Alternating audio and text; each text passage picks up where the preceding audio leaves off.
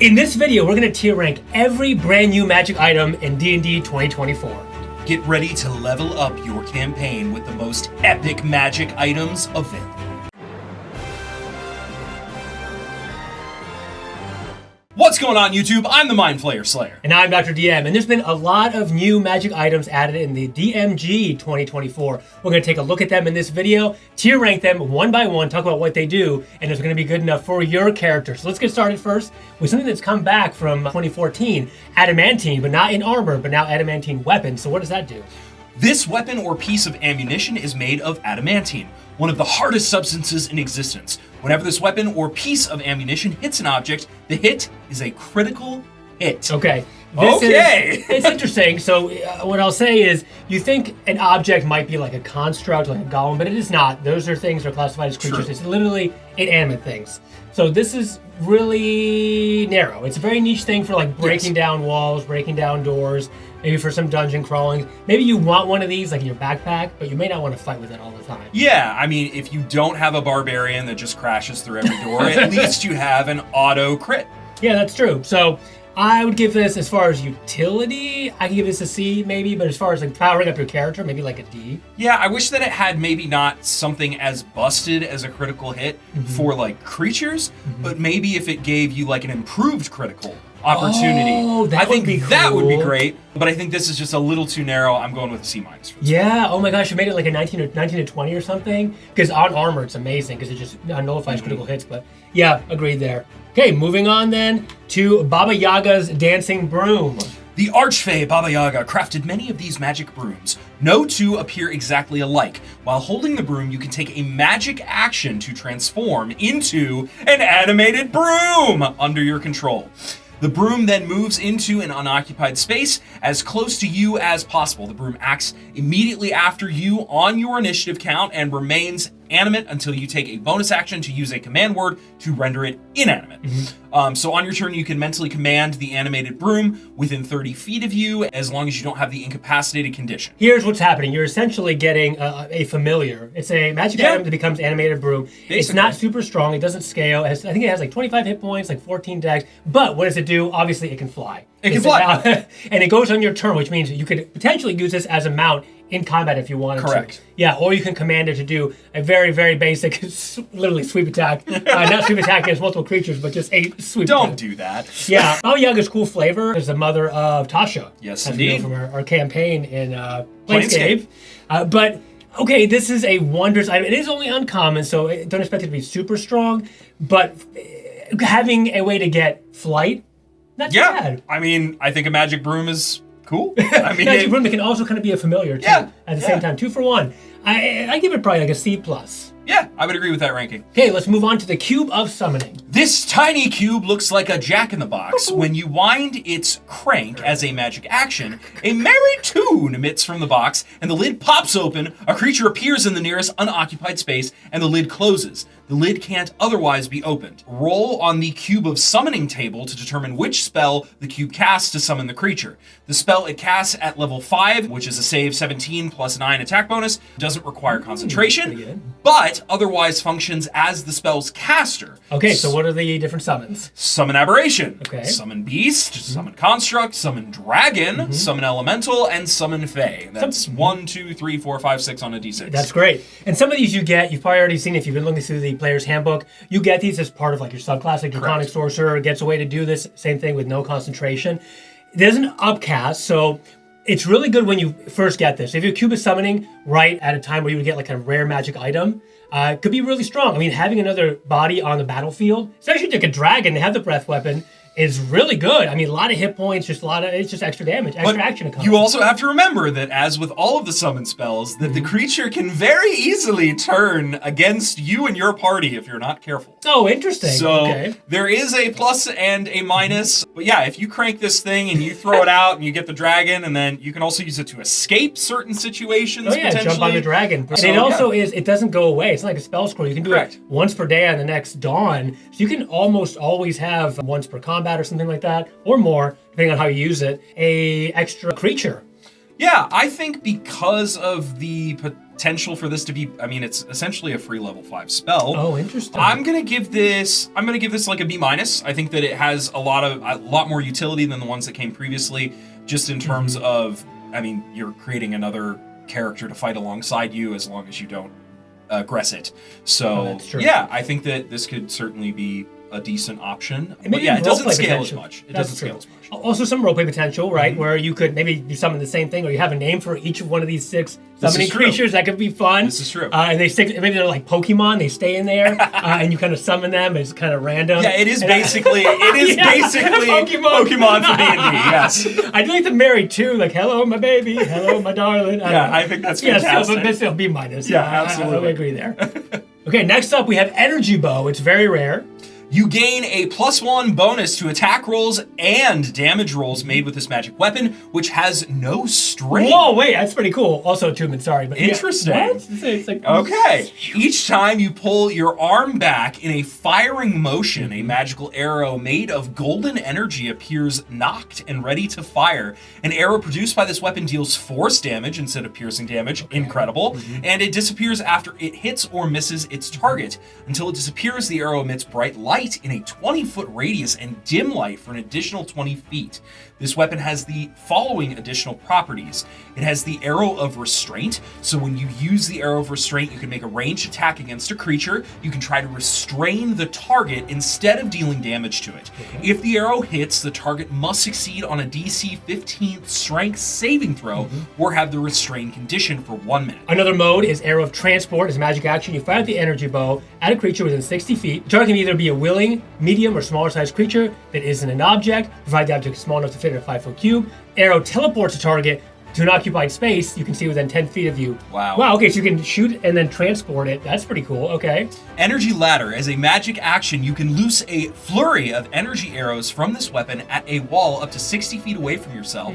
The arrows become glowing rungs that stick out of the wall, forming a magical ladder up to 60 feet long on the wall. This ladder lasts for 1 minute before disappearing. There's some cool stuff here. This is the coolest magic item I think I have ever seen. I love the versatility. It does make me think of, though, like when you're a kid and you get one of those like little crappy bow and arrows and the string always gets lost and then you're just like running around like pew, pew, pew. I kind of wish it had like the flavor was like it had a string of light. I think that would... Oh, that'd be pretty cool. But still very, very cool. This comes actually from the D&D cartoon. From the 80s. Where the characters use this bow and arrow. That's right. Yeah, I mean, you have some light, which is good. It's bright light, so it could be useful in some situations. Oh, and because you can launch the light. That's what's really cool. Oh, really? Oh, the arrow. It's not just like you're casting light, you have to get it on an object. You literally can, if you've got something way up ahead and you don't know what you're going into, you can fire an arrow, cast light in the... It does disappear when it hits, but on the way, you see, like, it illuminates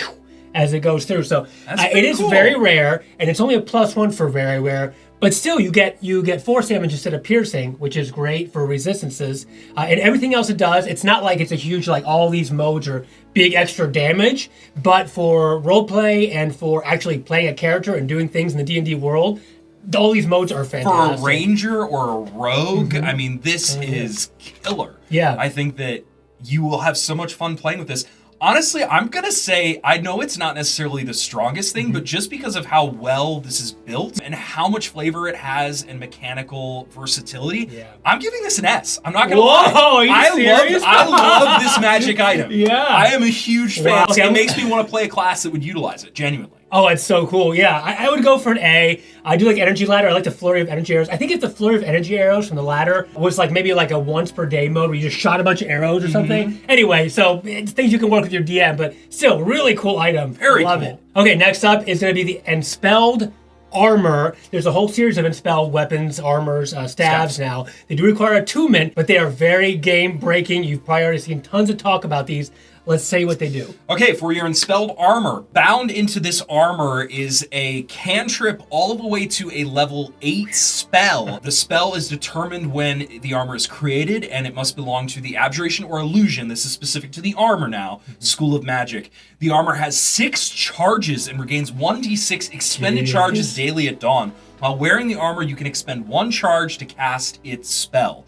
The spell saving throw is a DC 13, and the attack bonus is +5. Going all the way up to a level 8 spell. Of course, if you go up to a level 8 spell, your armor's probably going to be like legendary level, so it's not like you're going to have a ton of these. But with the magic item crafting, you never know, you might be able to get a hold of these, even at higher levels, more than you think. Here's what's so busted about them. They are essentially, 6 spell slots is a lot of spell slots. If you think about it, even though armor only gets abjuration and illusion, what's one of those spells? Abjuration is shield. Yes, you can have a uncommon Enspelled armor with shield and have 6 uses of shield per day, freeing up your spell slots, or even if you don't have spells as a non-spellcaster, you can be a fighter without any spells and have 6 uses of shield. Increase your armor class by +5 for like most of a combat. So for all of you warlocks out there who are upset that you lost your medium armor proficiency and therefore the shield and all of that, this might be a way to sort of get around that a little bit and add that shield back into your repertoire. This is incredibly busted. God. I mean, this is S+, obviously. Oh yeah, this is S tier no matter what. When I think about classic D&D, I think about you having like a big bad and they have these crazy weapons that you're up against. And potentially having this type of armor or staff or weapon built into a campaign where it's like it becomes this sort of mythic thing that you're fighting your foe with and you ultimately defeat them and overcome them and then get it for yourself. It has all of the flavor and panache of getting something like the Eye of Vecna. I think it can really be an incredible tool to use from the DM perspective so that you can create these really beautiful fleshed out worlds and have these items that are sought after by your crew. Yeah, because they're so powerful. I mean, just think about getting 6 charges of like a level 8 spell. That's, whoa. I mean, that's kind of game breaking. So yes, is this broken? Absolutely. 100%. But is it thematically useful for you as a character or as a DM? Yes, it is. Also, yes. And if the power's there and your table likes a power, you can't go wrong with Enspelled armors. So there's also the Enspelled staff and Enspelled weapon. So the staff can use any school of magic in any spell. So there's no restrictions on this. We saw for the armor's abjuration illusion. Here, the staff as a spellcaster, you're augmenting your spellcasting with whatever you want it to be, from cantrip to level 8. Really good. So with the weapon bound into the weapon is going to be, again, a cantrip all the way to a level 8. The spell is determined when the weapon is created and must belong to the Conjuration, Divination, Evocation, Necromancy, or Transmutation School of Magics. I mean, that's half of the schools of magic. You're going to find something that you want or will love using from that list. And even if you are not a spellcaster, this is so good. You do not have to be a spellcaster to use any of these Enspelled items. So for this, as a paladin, right, you could put on, because you have evocation, you could do more smites on there. So you could have all your smites and then 6 more smites on that weapon. So you can just smite all day. It's really cool. Or other abilities, whatever it is. If you want to be a necromancer, have extra ways to animate dead. I mean, these Enspells are so good. They're all S tier for me. All S tier for me. Okay, now let's move on to Executioner's Axe. It's a very rare. You gain a +1 bonus to attack rolls and damage rolls made with this magic weapon. Any humanoid you hit with the weapon takes an extra 2d6 slashing damage, and you gain temporary hit points equal to the extra damage dealt. That's really good. Every turn or multiple times It's a turn. like a lifelink. Oh yeah, like a vampiric weapon. This is great. Doesn't even require attunement, by the way. And this is good. When you fight humanoids, probably all the time. Pretty much. Yeah, even if they're bigger hulking monsters, but they are still like humanoid shape, this will work. I mean, can you imagine giving this to, like, your barbarian who's already, like... Unstoppable! I mean, you're just going to be gaining hit points with every...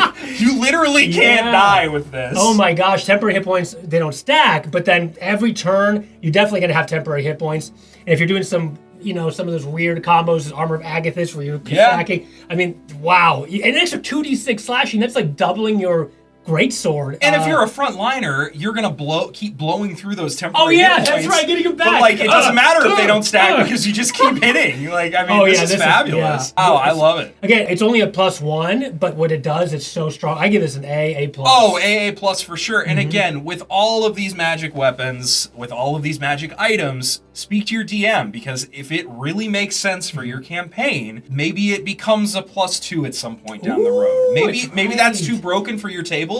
But if you like playing at high-powered tables, which, to be clear, we do, so take all of our advice in that realm of we like high-powered. We know that's not for everybody, but that's how we like to play.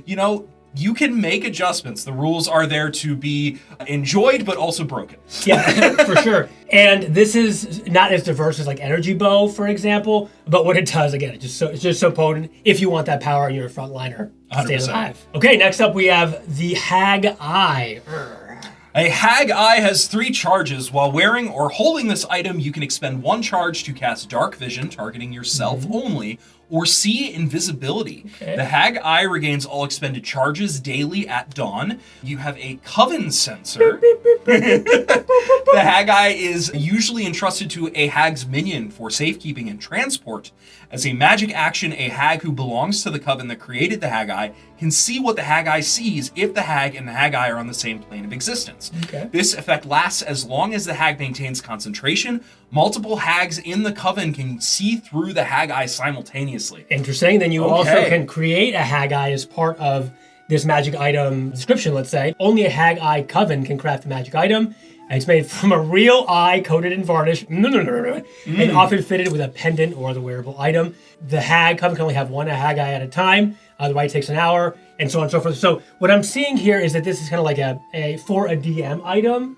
That's what I was going to say. Yeah. I can literally imagine designing an entire session around a Coven of Hags, and they give you the eye because they're like, you have to do these specific things, and we have to watch you do them to make sure that you did them. Cool. I mean, so many opportunities for really cool roleplay here. Yeah. And if your character has a backstory where it's like you're a Hag minion or related to that kind of a story or narrative, it could be fun because then you kind of have like a patron sort of situation. I was just going to say, it's kind of like a patron. Warlock. Still, though, it's not like this is giving you super ultra power. See, invisibility is great. Dark vision is great, although many species already get it. But still, this is fun. I mean, probably just a C for flavor. Solid C. And then we have the Hat of Many Spells. This is very rare, requires attunement by a wizard specifically. Okay. This pointed hat has the following properties. A spellcasting focus. While holding the hat, you can use it as your spellcasting focus. Cool. That's so cool. Any spell you cast using the hat gains a special somatic component. You must reach into the hat and pull the spell out. That's so stupid. I love it. I love it. So you do have to hold the hat. You have to hold the hat. Wait, you turn it upside down and then the magic.